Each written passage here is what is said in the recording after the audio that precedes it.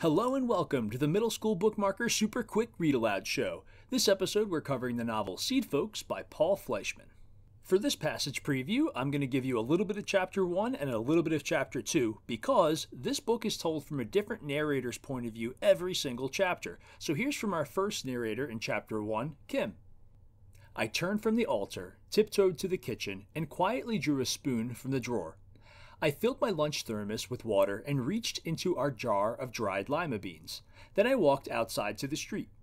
The sidewalk was completely empty. It was Sunday, early in April. An icy wind teetered trash cans and turned my cheeks to marble.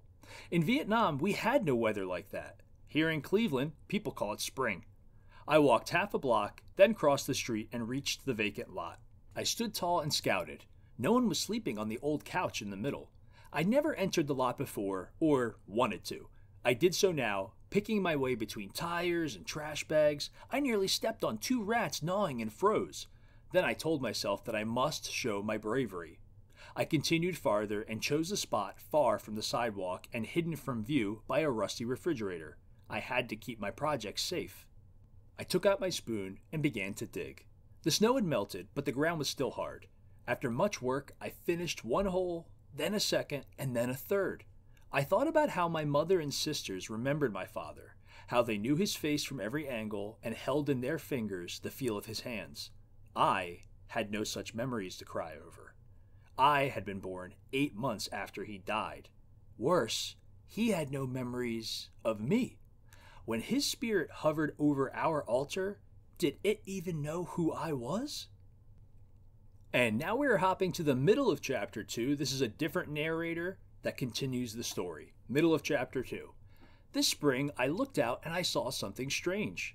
Down in the lot, a little black-haired girl, hiding behind that refrigerator. She was working at the dirt and looking around suspiciously all the time. Then I realized she was burying something. I never had children of my own, but I've seen enough in that lot to know she was mixed up in something she shouldn't be. And after 20 years of typing for that parole department, I just about knew what she'd buried. Drugs, most likely, or money, or a gun. The next moment, she disappeared like a rabbit. I thought of calling the police. Then I saw her there the next morning, and I decided I'd solve this case myself. We had a long spell of rain then. I didn't set eyes on her once. Then the weather turned warm, and I saw her twice more, always in the morning, always on her way to school. She was crouched down with her back to me, so I couldn't see just what she was doing. My curiosity was like a fever inside of me. Then one morning, she was there, glancing about, and she looked straight up at this window. And I'll leave you on that cliffhanger to show you the Amazon review. It has 1,500 ratings at 4.5 stars. And I'm about to read the back of the book summary, but first, if you're an educator, here are some common core connections that could connect to a read aloud like this. And on the HarperCollins publisher website, I found a teaching guide to Seedfolks in case you want to make your life easier. And now for our back of the book summary. A Vietnamese girl plants 6 lima beans in a Cleveland vacant lot. Looking down on the immigrant-filled neighborhood, a Romanian woman watches suspiciously. A school janitor gets involved, then a Guatemalan family, then muscle-bound Curtis trying to win back Letitia, pregnant Mary Sala, Amir from India. A sense of community sprouts and spreads. Newbery-winning author Paul Fleishman uses 13 speakers to bring to life a community garden's founding and first year. The book's short length, diverse cast, and suitability for adults as well as children have led it to be used in countless one-book reads in schools and cities across the country. Some genres and topics related to Seedfolks. It's definitely a drama. They focus heavily on diversity, and it is really short. If you like short books, this is absolutely for you. It's a very quick read. It's only 70 pages, and the audiobook is 1.5 hours long. I recently re-listened to the audiobook version of this, and because every single narrator is read by a different voice, it is a very powerful experience. So if you like short books and you like audiobooks, check this guy out.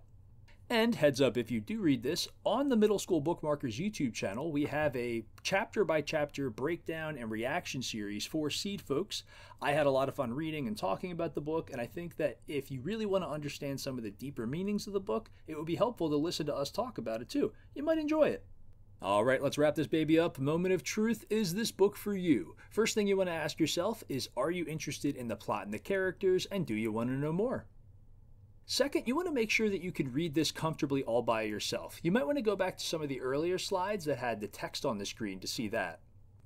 And some curiosity fuel. This book has 13 narrators. Why would an author choose to have so many narrators?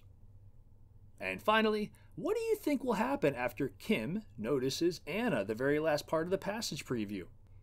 Alright guys, thank you so much for checking out that book with us. Be sure to hit like and subscribe, and check out some of the other content that we have on the Middle School Bookmarkers YouTube channel. We'll see you later.